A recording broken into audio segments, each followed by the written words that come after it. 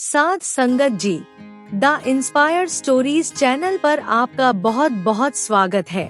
Video शुरू करने से पहले कृपया आप मेरे चैनल को सब्सक्राइब जरूर करें और साथ में बेल आइकन को भी दबा दें ताकि मेरे नए वीडियो का नोटिफिकेशन आपको मिल जाए।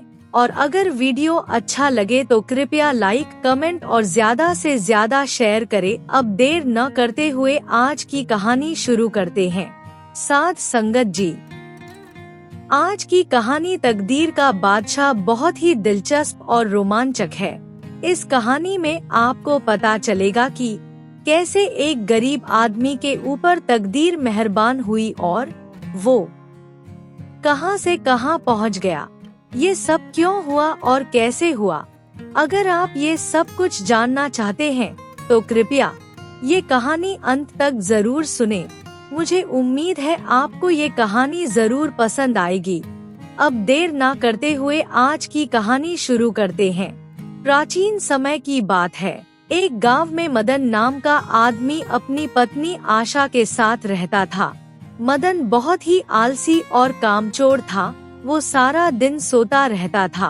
उसकी पत्नी सारा दिन काम करके घर का खर्च चलाती थी और मदन का भी ध्यान रखती थी। मदन अपनी पत्नी की किसी भी काम में मदद नहीं करता था। आशा को भगवान के ऊपर बहुत विश्वास था। उसे उम्मीद थी कि मदन एक दिन जरूर अपनी सोने की बुरी आदत से छुटकारा पा लेगा। अपनी आलसीपन की आदत के कारण गांव में भी उसकी कोई इज्जत नहीं थी। एक दिन आशा काम कर रही थी, तभी उसकी पड़ोसन शांति उसके पास आई और आकर उसने पूछा, क्या कर रही हो? अपनी पड़ोसन की बात सुनकर आशा ने कहा, दीदी, क्या आपका सारा काम हो गया? आपके पति भी क्या काम पर चले गए? आशा की बात सुनकर शांति ने कहा, हाँ, वो तो काम पर चले गए, लेकिन क्या तुम्हारे पति को कोई काम काज नहीं है जो सारा दिन घर में सोता रहता है? आशा को पड़ोसन की बात सुनकर गुस्सा आ गया। उसने कहा, दीदी, मेरे पति के बारे में ऐसी बात मत करो। क्या तुम जानती हो मेरा पति क्या करता है? वो दिन में सोते हैं। उसके पीछे कारण है, क्योंकि उनका काम ही रात का है। शांति ने आशा की बात सुनकर पूछा, तुम्हारा पति ऐसा कौन सा काम करता है? तब आशा ने कहा, दीदी, अगर आप किसी को नहीं बताओगे तो मैं आपको एक राज की बात बताती हूँ। आशा की बात सुनकर शांति ने कहा, नहीं, तुम मुझे बताओ। मैं किसी को नहीं बताऊंगी। तब आशा ने कहा, मेरे पति राजमहल में काम करते हैं।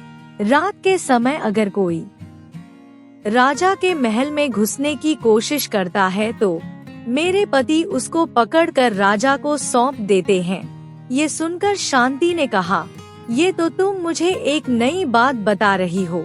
मुझे इसके बारे में सचमुच नहीं पता था।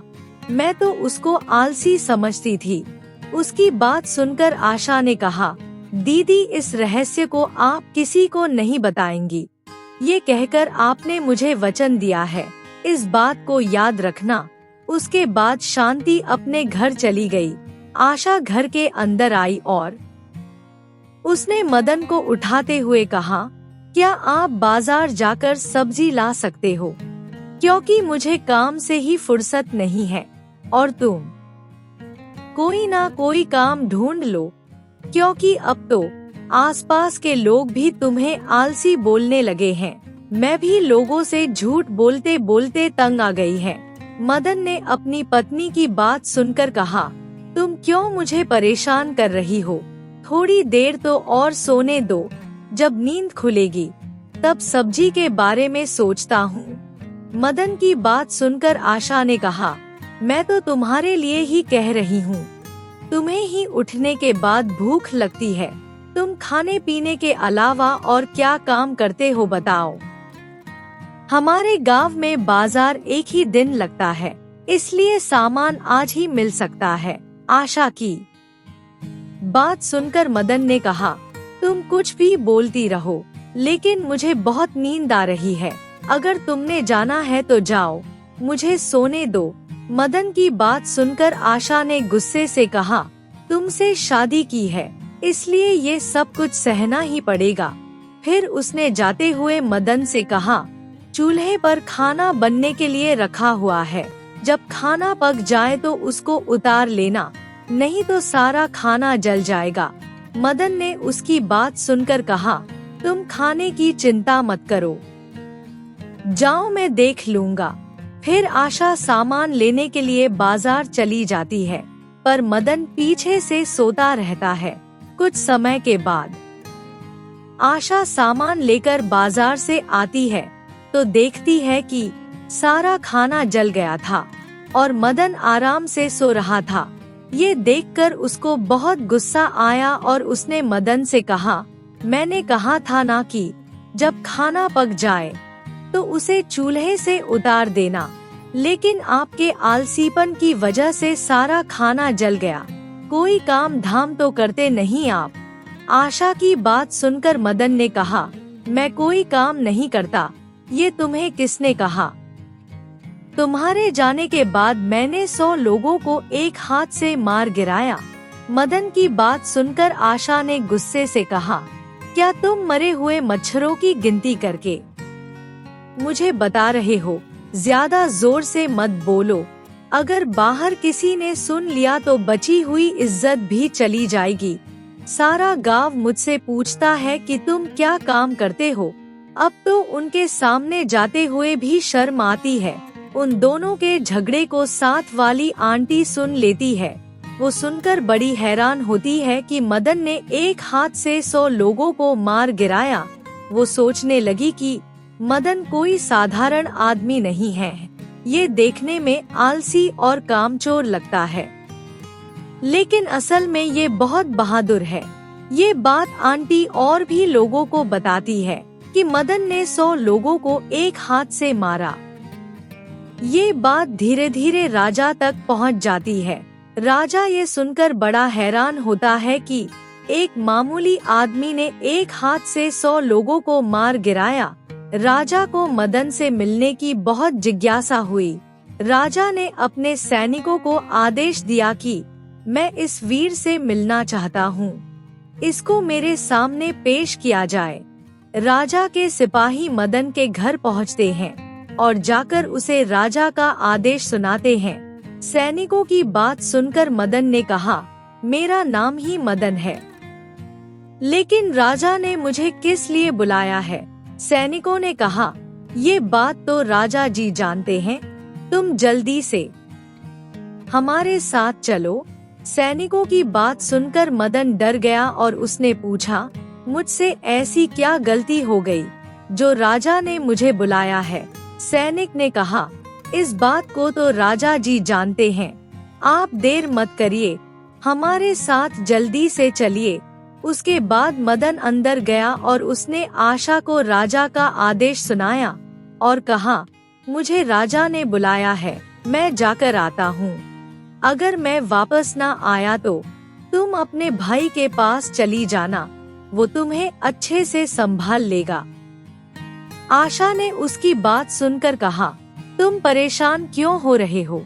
तुम जाओ, तुम्हें कुछ नहीं होगा। लेकिन अगर दरबार में तुम्हें कोई काम मिले तो मना मत करना। रास्ते में जाते हुए सैनिकों ने मदन से कहा, आप बहुत वीर और बहादुर हो, आपने एक ही हाथ से 100 लोगों को मार गिराया।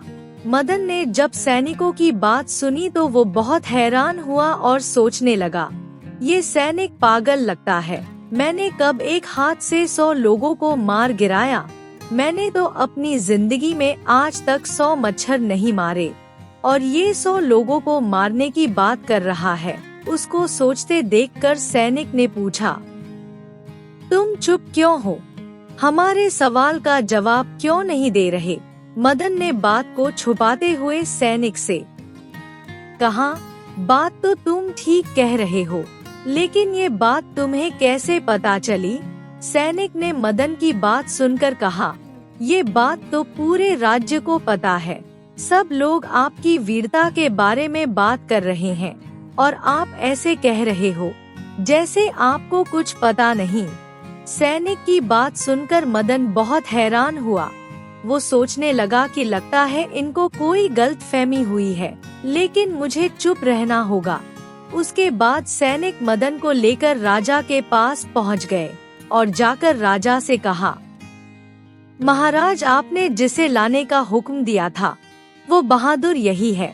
राजा मदन को देखकर बहुत प्रसन्न हुआ और बोला, तुम्हारे बारे में बात करते हुए पूरे राज्य को सुना। सब यही कह रहे हैं कि आपने 100 लोगों को एक हाथ से मारा। इसका मतलब आप कोई साधारण आदमी नहीं हो। आप जैसे लोगों की तो राजमहल में बहुत जरूरत है। राजा की बात सुनकर मदन ने कहा, महाराज, इसमें मेरा क्या है। महाराज ने उसकी बात सुनकर कहा, ये तो तुम्हारा बड़पन है जो तुम ऐसी बात कर रहे हो, और वैसे भी वीर लोगों की यही पहचान होती है कि वो अपना पराक्रम किसी को नहीं बताते। राजा ने उससे कहा, मेरी तुमसे एक प्रार्थना है, जब भी राज्य को तुम्हारी जरूरत होगी मैं तुमको जरूर बुलाऊंगा। मदन ने राजा की बात सुनकर कहा, उसमें क्या है महाराज, आप जब भी बुलाओगे मैं हाजिर हो जाऊंगा। राजा ने उसकी बात सुनकर कहा, ठीक है, लेकिन उससे पहले आपको हमारा ये उपहार स्वीकार करना होगा। उपहार को लेकर मदन घर चला गया। जब मदन ने सारी बात आशा को बताई तो उसने कहा, ये तुम क्या कह रहे हो? तुमने कब 100 लोगों को मारा? तुम घर को छोड़कर तो कहीं जाते नहीं। ये काम तुमने कब कर दिया? आशा की बात सुनकर मदन ने कहा, यही बात तो मुझे समझ में नहीं आ रही। आखिर ये सब क्या हो रहा है? लेकिन कुछ भी हो, राजा ने मुझे दरबार में बड़ी इज्जत दी और ये उपहार भी दिया। इस तरह से कुछ दिन गुजर गए। एक दिन मंत्री ने राजा से कहा, महाराज, हमारे राज्य में चोरियां बहुत हो रही है। हमारे सिपाही चोरों को पकड़ने के लिए दिन रात कोशिश कर रहे हैं, लेकिन चोर पकड़ में नहीं आ रहे। अब आप ही बताइए हम क्या करें? राजा ने मंत्री की बात सुनकर कहा, इसमें ज्यादा सोचने की क्या बात है। एक हाथ से 100 लोगों को मारने वाला बहादुर और पराक्रमी आदमी हमारे पास है ना, हम उसको बुलाते हैं। उसके बाद राजा ने सैनिकों को मदन को बुलाने के लिए भेजा। मदन ने सैनिकों का आदेश सुनकर कहा, आप एक घोड़े को छोड़कर जाइए, मैं थोड़ी देर बाद आता हूँ। राजा के सिपाही एक घोड़े को छोड़कर चले गए। उनके जाने के बाद मदन सोचने लगा कि अब मेरे पास यहाँ से भागने के अलावा और कोई चारा नहीं है। घोड़े पर बैठकर भाग जाता हूँ। ये सोचकर मदन घोड़े पर बैठ गया, लेकिन तभी घोड़ा एकदम बेलगाम हो गया और दौड़ता हुआ राजा के महल के पास पहुँच गया। ये देखकर मदन घबरा गया और सोचने लगा कि ये घोड़ा तो मुझे राजमहल ले आया, अब राजा के पास जाना ही पड़ेगा। मदन ना चाहते हुए भी राजा के पास चला गया। राजा ने जब मदन को देखा तो बहुत खुश हुआ और बोला, आ गए मेरे बहादुर। मदन ने राजा को प्रणाम किया और पूछा, महाराज, आपने मुझे क्यों बुलाया है? तब महाराज ने उसे कहा, हमारे राज्य में चोरियां बहुत हो रही हैं। अगर ऐसे ही चलता रहा तो हमें डर है कि कहीं चोर हमारे खजाने तक न पहुंच जाए। इसलिए उन्हें मारने या पकड़कर बंदी बनाने की जिम्मेदारी मैं तुम्हारे ऊपर छोड़ रहा हूँ। तुम्हारे लिए तो ये बहुत आसान सा काम है। राजा की बात सुनकर मदन ने कहा, ठीक है महाराज, आपके हुक्म के अनुसार मैं उन्हें बंदी बनाकर आपके सामने ले आता हूँ। मदन राजा के पास से वापस अपने घर पहुँचा और जाकर आशा से कहा, सुनो आशा, मैं वीर और बहादुर नहीं हूँ। अब ये बात पूरे राज्य को पता चल जाएगी, और जब ये बात राजा को पता चलेगी तो राजा मुझे फांसी पर लटका देगा। अगर मैं कुछ दिनों में वापस नहीं आया तो तुम अपने मायके चली जाना। आशा ने उसकी बात सुनकर कहा, ऐसा कुछ नहीं होगा, आप बिल्कुल मत डरे। मदन ने आशा की बात सुनकर कहा, तुम ये क्या कह रही हो? चोर बहुत ही खतरनाक है, वो लोग मुझे जान से मार डालेंगे, और अगर मैं चोरों से बच भी गया तो राजा मुझे नहीं छोड़ेगा। आशा ने उसकी बात सुनकर कहा, तुम घबराओ मत, मुझे परमात्मा के ऊपर पूरा विश्वास है। परमात्मा हर समय हमारी मदद करता है, इसलिए अब तुम बेफिक्र होकर जाओ। मदन ने आशा की बात सुनकर कहा, पता नहीं मुझे क्यों लग रहा है कि ये मेरा आखिरी दिन है, इसलिए आज तुम मेरी पसंद का खाना बना कर दो। उस खाने को मैं अपने साथ ले जाऊंगा और जब भी भूख लगेगी उसे खा लूंगा। ये मेरी आखिरी इच्छा है। इस तरह मदन ने आशा से अपनी पसंद का खाना बनवाया और उसे लेकर घोड़े पर बैठकर चल पड़ा। रास्ते में रात हो गई। वो आराम करने के लिए एक पेड़ के नीचे बैठ गया और सोचने लगा कि अब मेरा बचना मुश्किल है। राज्य के सभी लोग मुझे पराक्रमी और वीर समझते हैं, मैं इस पदवी के लायक नहीं हूँ। जब ये बात राजा को पता चलेगी तो वो मुझे मार डालेंगे। ये सब मैं सहन नहीं कर पाऊंगा, इसलिए मैं खाने में जहर मिलाकर खा लेता हूँ, ताकि मेरी सच्चाई का किसी को पता ना चले। ये सोचकर मदन ने खाने में जहर मिला दिया। फिर मदन ने सोचा कि चलते चलते बहुत थक गया हूँ, इसलिए थोड़ी देर सो लेता हूँ, फिर उठकर इस खाने को खाकर अपने आप को खत्म कर लूंगा।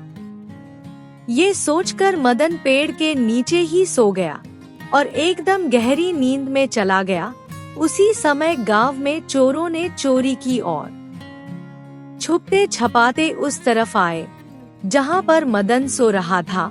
जब वो मदन के पास पहुँचे तो उन्होंने देखा कि मदन सो रहा था और उसके पास ही खाने की एक पोटली रखी हुई थी।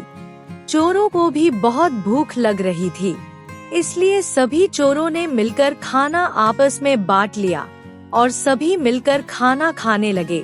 खाने में जहर होने की वजह से सभी चोरों की मृत्यु हो गई।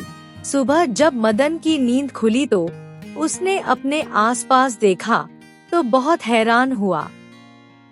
वो सोचने लगा कि ये लोग ऐसे क्यों गिरे हुए हैं, देखने में तो ये लोग चोर लग रहे हैं। फिर मदन ने अपने खाने की पोटली की तरफ देखा जो बिल्कुल खाली पड़ी थी। मदन समझ गया था कि इन चोरों ने सारा खाना खा लिया है और खाने में जहर होने की वजह से सभी की मृत्यु हो गई। मदन की खुशी का ठिकाना नहीं रहा। वो सोचने लगा कि राजा को संदेश भेज देता हूँ कि सारे चोर मारे गए। ये सोचकर मदन राजमहल गया और मंत्री को इसके बारे में बताया। मंत्री ने जब ये सुना तो वो बहुत खुश हुआ, क्योंकि इन चोरों के कारण पूरा गांव बहुत परेशान था। जब ये बात राजा तक पहुंची कि मदन ने 4 चोरों को अकेले ही मार दिया है, तो उसने मदन को दरबार में बुलाया और उसे बधाई देते हुए कहा, वाह मदन, हमारे सैनिक इतने दिनों से इन चोरों को ढूंढ रहे थे, लेकिन तुमने अकेले ही इन्हें एक ही दिन में मार गिराया। बोलो तुम्हें क्या चाहिए, आज हम तुम्हें मुंह मांगा इनाम देंगे। मदन मन ही मन खुश हो रहा था, लेकिन वो कुछ नहीं बोला। राजा उसकी इस बात से भी बहुत खुश हुआ, इसलिए राजा ने उसे सोना चांदी हीरे और बेशुमार धन दौलत दिया, जिन्हें लेकर मदन अपने घर पहुंचा और जाकर आशा से कहा, देखो आशा, मुझे महाराज कितनी इज्जत दे रहे हैं। ये देखो इतनी सारी धन दौलत दी है मुझे, और वो तो सबसे ये भी कह रहे थे कि मदन जैसा वीर पूरे राज्य में नहीं है। मुझे ये सुनकर बहुत अच्छा लग रहा था। आशा ने उसकी बात सुनकर हंसते हुए कहा, ये बात तुम मुझे तो मत कहो, क्योंकि मैं तुम्हारे बारे में अच्छी तरह से जानती हूँ। मदन ने उसकी बात सुनकर कहा, जोर से इस बारे में बात मत करो, अगर किसी ने इस बात को सुन लिया तो राजा को खबर कर देगा। और फिर उसके बाद मुझे कोई नहीं बचा पाएगा। तब आशा ने हंसते हुए पूछा, तो फिर बताओ ये सब कैसे हुआ? मदन उसे बताने लगा कि मैंने तो तुम्हारे दिए हुए खाने में जहर मिला दिया था और सोचा था इसको खाकर मर जाऊंगा, लेकिन उस समय थकावट के कारण मुझे नींद आ गई।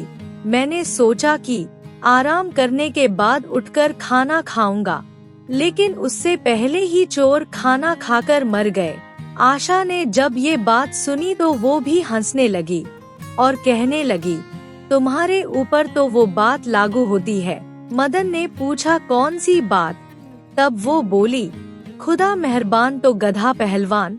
मदन भी उसकी बात सुनकर हंसने लगा, फिर हंसते हुए बोला, मैं गधा नहीं बल्कि किस्मत का बादशाह हूँ। तभी आशा ने एकदम गंभीर होते हुए कहा, अब हमें इन पैसों का इस्तेमाल अच्छी तरह से करना चाहिए। तुम इन पैसों से कोई अच्छा सा व्यापार शुरू कर दो ताकि हमें बाद में कोई परेशानी ना हो। मदन ने आशा की बात सुनकर कहा, अब ये सब कुछ मुझसे नहीं होगा। ये बोलकर मदन बाहर चला गया। इसी तरह से कुछ दिन बीत गए। उधर राज्य में दुश्मन देश ने हमला कर दिया। दुश्मन ने बहुत भारी सेना लेकर आक्रमण किया था। ये देखकर राजा बहुत डर गया। उसने मंत्री को बुलाया। मंत्री भी बहुत चिंतित था। उसने राजा को बताया कि दुश्मन कभी भी राज्य के अंदर घुस सकता है और उसके पास हमसे भी बड़ी सेना है। अब हम क्या करें महाराज? राजा ने मंत्री की बात सुनकर कहा, हम जानते हैं मंत्री जी, दुश्मन सैनिक हमसे ज्यादा मजबूत और ताकतवर है। हम खुद ये सोचकर बहुत परेशान हैं। हमें समझ में नहीं आ रहा कि हम क्या करें। तभी एकदम से मंत्री को कुछ याद आया और वो राजा से बोला, महाराज आप उस वीर आदमी को भूल गए हैं जिसने एक ही हाथ से 100 आदमियों को मार गिराया था। क्यों ना हम लड़ाई के लिए उसे बुलाएं, वो जरूर हमारी मदद करेगा। राजा को भी मंत्री की बात बहुत पसंद आई और वो बोले, आप सही कह रहे हो मंत्री जी, मदन ही हमें इस मुसीबत से निकाल सकता है। ये सोचकर राजा ने उसी समय सैनिकों को मदन को बुलाकर लाने का आदेश दिया। राजा का आदेश सुनकर मदन फिर घबरा गया और अपनी पत्नी से बोला, आज तो मेरी मृत्यु तय है, इसलिए तुम अभी अपने घर चली जाओ। आज के बाद मैं तुम्हें अपना चेहरा कभी नहीं दिखा पाऊंगा। आशा ने उसकी बात सुनकर कहा, डरो मत, तुम बहुत जल्दी वापस लौट कर आओगे। मुझे भगवान पर पूरा विश्वास है, वो इस बार भी तुम्हें कामयाब करेगा। मदन ने उसकी बात सुनकर कहा, मैं भला कैसे वापस आऊंगा? मुझे तो लकड़ी तक पकड़ना नहीं आता, फिर भला तलवार कैसे चलाऊंगा? आशा ने उसकी हिम्मत बंधाई और जाने के लिए कहा। मदन मायूस मन से चल पड़ा और राजा के पास पहुंचा। राजा ने उसे देखते ही कहा, 100 लोगों को एक हाथ से मारने वाले पराक्रमी शूरवीर का स्वागत है। हमारे शत्रुओं से मुकाबला करना और उनको हराना सिर्फ तुम्हारे हाथ में है। ये बात मैं अच्छी तरह से जानता हूँ। तुम अभी सैनिकों को साथ लेकर जाओ और दुश्मनों को मारकर या बंदी बनाकर हमारे सामने पेश करो। मदन ने राजा की बात सुनकर कहा, ठीक है महाराज, मैं अभी जाता हूँ, लेकिन मेरी आपसे प्रार्थना है कि मैं आपसे कुछ कहना चाहता हूँ। राजा ने उसकी बात सुनकर कहा, तुम जो भी कहना चाहते हो कहो। फिर मदन ने कहा, महाराज मेरी प्रार्थना ये है कि 2 रस्सियाँ लेकर मुझे मेरे घोड़े से बांध दीजिए, ताकि अगर मैं युद्ध में थक भी जाऊं तो घोड़े से उतरे बिना दुश्मन के ऊपर हमला करते हुए उन्हें मिट्टी में मिला सकूं। राजा उसकी ये बात सुनकर बहुत खुश हुआ और बोला, तुम्हारी हिम्मत भरी बातें सुनकर मुझे लग रहा है कि जीत हमारी ही होगी। फिर राजा ने सैनिकों को आदेश दिया कि जो कुछ भी मदन कहे उसे दे दिया जाए। मदन ने राजा से कहा, महाराज, सबसे पहले सैनिकों से लड़ने मैं अकेला जाऊंगा। मेरे जाने के 1 घंटे बाद आप इन सैनिकों को पीछे भेज देना ताकि सैनिक दुश्मनों को उठाकर ला सके। राजा ने उसकी बात सुनकर कहा, ठीक है, जैसा तुमने कहा है वैसा ही होगा। फिर उसके बाद मदन के दोनों पैर घोड़े के साथ बांध दिए और मदन दुश्मन सेना से लड़ने के लिए चल पड़ा। चलते चलते मदन ने सोचा कि सैनिकों को मेरे पीछे आने में अभी 1 घंटा लगेगा। इतने समय में तो मैं जंगल में जाकर छुप जाऊंगा। अगर ऐसे मैं युद्ध में पहुंचा तो मेरी जान जा सकती है और फिर मैं मौका देखकर राज्य छोड़कर दूसरे राज्य में चला जाऊंगा। ये सोचकर वो चल पड़ा। चलते चलते मदन के जूते का कील घोड़े को चुभने लगा, जिससे घोड़ा भड़क गया और तेजी से दौड़ने लगा। मदन ये देखकर बहुत घबरा गया, क्योंकि घोड़ा उसे दुश्मन की सेना की तरफ ले जा रहा था। मदन ने घोड़े को रोकने की बहुत कोशिश की, लेकिन वो नहीं रुका। घोड़ा दौड़ता दौड़ता 2 ताड़ के पेड़ के नीचे से पहुंचा। दोनों ताड़ के पेड़ पहले से ही टूटे हुए थे। घोड़े को रोकने की कोशिश में मदन उन दोनों ताड़ के पेड़ों को पकड़ लेता है। दोनों पेड़ के तने पूरी तरह से मदन के हाथों में आ गए। ये सब कुछ दूर से दुश्मन की सेना देख रही थी। उन्होंने देखा कि एक आदमी ने 2 पेड़ के बहुत बड़े तने उठाए हुए हैं और वो उनकी तरफ दौड़ता चला आ रहा है। ये देखकर दुश्मन राजा ने अपने सैनिक से पूछा कि ये आदमी कौन है जो हमारी तरफ चला रहा है? मुझे ये आदमी देखने में बहुत ही ताकतवर पराक्रमी नजर आ रहा है। सैनिक ने मंत्री की बात सुनकर कहा, मंत्री जी, ये आदमी बहुत ही पराक्रमी और ताकतवर है। ये आदमी एक हाथ से 100 आदमियों को मार गिराता है। मंत्री ये सुनकर डर गया और बोला, क्या कह रहे हो तुम? ये आदमी एक हाथ से 100 आदमियों को मारता है और ऊपर से ये 2 ताड़ के पेड़ लेकर हमारी तरफ आ रहा है। लगता है हमारी मृत्यु तय है। ये कहकर मंत्री ने सैनिकों को जल्दी से कुछ करने के लिए कहा, लेकिन सैनिकों को भी कुछ नहीं समझ आता। मंत्री अपने सभी सैनिकों को लेकर वहाँ से भाग जाता है। घोड़ा वहीं पर आकर रुक जाता है। इतनी देर में राजा सैनिकों के साथ युद्ध के मैदान में पहुँच जाता है। जब राजा वहाँ पहुँचा तो उसने देखा मदन के अलावा युद्ध स्थल में कोई नहीं था।